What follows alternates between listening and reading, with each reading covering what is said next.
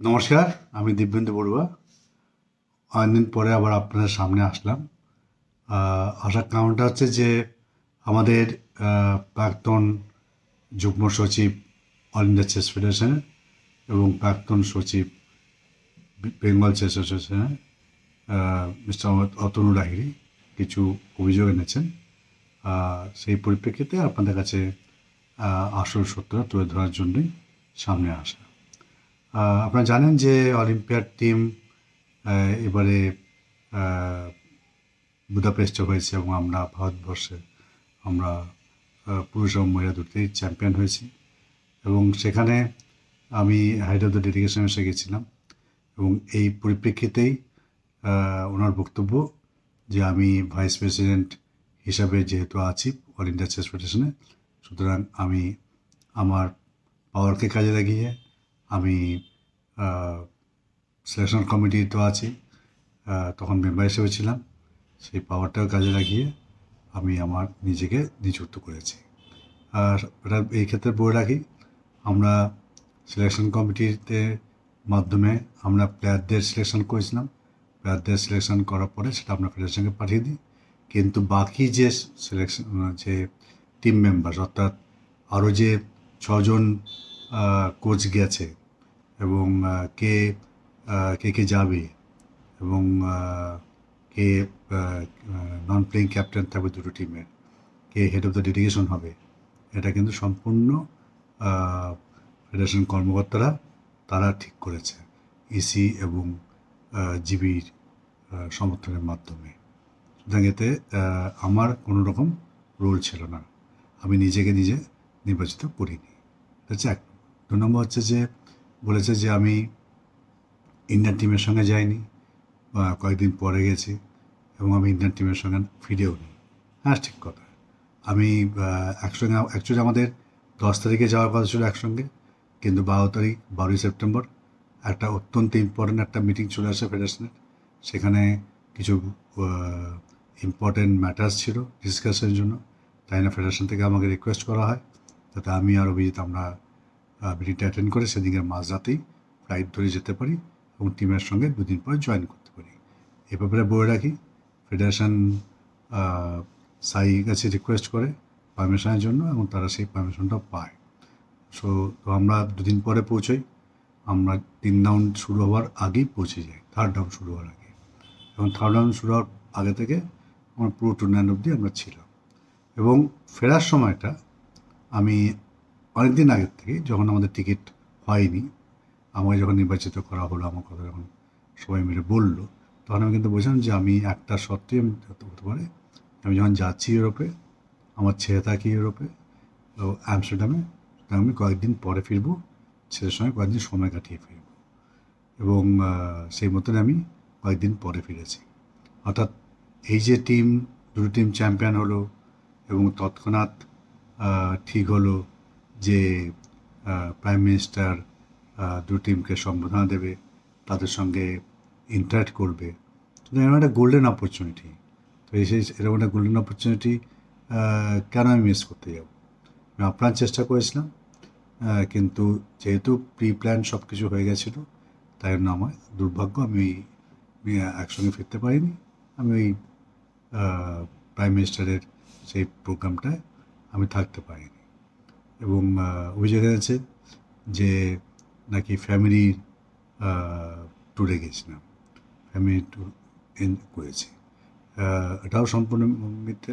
হ্যাঁ, সহেলি গেছিলো, কিন্তু সহেলি কিন্তু বুদাপেস্টে গিয়ে পৌঁছেছিল আর সমস্ত টিম চলে যাওয়ার পরে, এবং তারপরে আমরা কয়েকদিন কাটিয়ে আমরা ফিরে আসি কলকাতাতে। এবং আরেকটা যে অভিযোগ আছে যে আমি নাকি ভাইস প্রেসিডেন্টের সেই পাওয়ারটাকে কাজে লাগিয়ে 10 লাখ টাকা আমি নিজেকে পুরস্কৃত করি হেড অফ দ্য ডিরেকশন হিসেবে। প্রথমে বলে রাখি যে যখন চ্যাম্পিয়ন হয় আমাদের ইন্ডিয়ান টিম পুরুষ এবং মহিলা বিভাগে, যখন হিস্ট্রি ক্রিয়েট করে, তখন কিন্তু প্রেসিডেন্ট এবং সেক্রেটারি ঠিক করেন যে এত বড় একটা অ্যাচিভমেন্ট আমাদের ইন্ডিয়ান টিমকে অনার করা উচিত, অনার দেওয়া উচিত ফাইন্যান্সিয়ালি। তখন ওনারা চেষ্টা করেন আপ্রাণভাবে বিভিন্ন কোম্পানির সঙ্গে। ফাইনালি ওনারা 3,20,00,000 টাকা জোগাড় করতে পারেন প্রেসিডেন্ট 3টে কোম্পানির মাধ্যমে। এবং এই 3,20,00,000 টাকাটা কীভাবে দেওয়া, এটা কিন্তু সম্পূর্ণ কিন্তু স্পন্সারদের টাকা, এটা কিন্তু ফেডারেশনের টাকা না। ওরা যে বলছে যে ফেডারেশনের টাকা আমাদের প্লেয়ারদের টাকা, এটা কিন্তু সম্পূর্ণ মিথ্যা কথা, সম্পূর্ণ মিথ্যা অভিযোগ।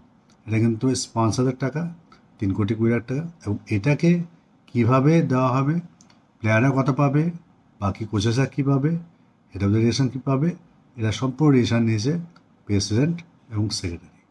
সুতরাং এখানে আমার কোনো রকম রোল ছিল না। এবং যেটা অভিযোগ আনছে যে আমি নাকি আমার পাওয়ারকে ইউজ করেছি, আমি জানি এটা সম্পূর্ণ একটা ভিত্তিহীন একটা অভিযোগ। আর এই কয়েকটাই পয়েন্ট বলেছে। এবং যিনি করেছেন ওনাকে তো ওনার সাসপেন্ড করে দিয়েছিল ফেডারেশন 3 বছরের জন্য, দুর্নীতি এবং বিভিন্ন রকম বেআইনি কাজের জন্য। সুতরাং আমি মনে হয় উনি এখন হয়তো ফ্রাস্ট্রেশনে ভুগছেন। এবং আমার এই যে যাওয়াটা as a head of the delegation, এটা আমি যেহেতু সিনিয়র মোস্ট গ্র্যান্ডমাস্টার, যেহেতু আমি 7 বার ইন্ডিয়ান টিমকে রিপ্রেজেন্ট করেছি, তার মধ্যে বেশ কয়েকবার ক্যাপ্টেন্সি করেছি, এবং আমি গোল্ড মেডেল পেয়েছি সেকেন্ড বোর্ডে 1990 সালের অলিম্পিয়াডে। সুতরাং সবাই মিলে ঠিক করছে হ্যাঁ বড়ুয়া যেতে পারে, বড়ুয়া যাওয়াটা ফিটেস্ট। কেননা আমার যাওয়া মানে একটা বাকি প্লেয়াররা সব জুনিয়র প্লেয়ার তারাও ইন্সপায়ার্ড হবে, এই কথা ভেবেই কিন্তু করেছে। আমি জানি না আমার যাওয়াটা কি কারোর কোনো মনে কোনো সন্দেহ রাখেনি, খালি একমাত্র ওনার লেগেছে যে ঠিক হয়নি। কারণ একটা হিংসায় আউট অফ ফ্রাস্ট্রেশন, আমি বুঝতে পারছি আউট অফ ফ্রাস্ট্রেশনে উনি চলে গেছেন। সুতরাং এ নিয়ে আমি ভাবছি না। আমি এটাই বলবো সবার কাছে, আসল কথাটা আপনার কাছে তুলে ধরলাম, আপনারাই বিবেচনা করবেন যে আমার যাওয়াটা ঠিক হয়েছে কিনা। এবং আজকে যে এডুকেশন সম্পূর্ণ সবকটাই ফলস, ভিত্তিহীন অভিযোগ। এনিওয়ে আমি এইসবে ঘাটতে চাই না, কারণ আমার বাবা পরিবারটা অত্যন্ত ছোট। আসুন সবাই মিলে কাজ করি। আমি সারা বাংলা দাবা সংস্থার প্রেসিডেন্ট হিসেবে আমাদের সারা বাংলা দাবার সমস্ত মেম্বারদের, প্লেয়ারদের সবাইকে আমি বলবো যে আপনারা এসব বিভিন্ন রকম হাবিজাবি অভিযোগে বা কেউ কিছু বললে বিচলিত হবেন না, নিজের ডেভেলপমেন্টের কাজ করে যান। আপনার সঙ্গে ছিলাম, আছি, থাকব। এবং আমি চাই সবাই আসুন, একসঙ্গে কাজ করি। আমরা স্বচ্ছতা এবং সততার সঙ্গে কাজ করছি।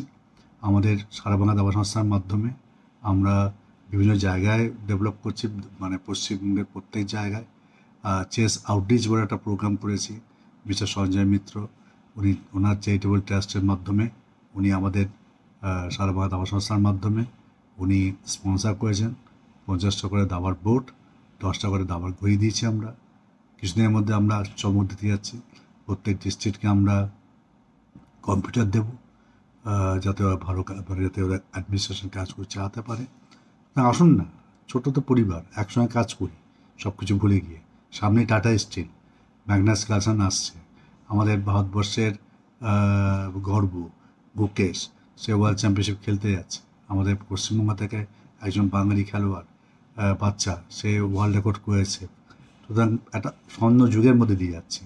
সুতরাং নিজেদেরকে নিজে দোষারোপ না করে আসুন সবাই মিলে কনস্ট্রাকটিভ কাজ করি, ভালো কাজ করি, বাংলার দাবাকে এগিয়ে নিয়ে যাই, বাংলা দাবাকে আবার ভারতবর্ষের প্রথম স্থানে নিয়ে আসি। এবং এর জন্য আপনার সকলের সহযোগিতা দরকার। আমি আপনাদের সকলের কাছে আবেদন করব, আপনারা আসুন, আমাদের সারা বাংলা দাবা সংস্থার হাতকে আরও মজবুত করুন, একসঙ্গে কাজ করি। এটুকু বলি, আপনারা সকলে ভালো থাকবেন, সুস্থ থাকবেন এবং আমাদের সারা বাংলা দাবা সংস্থার সঙ্গে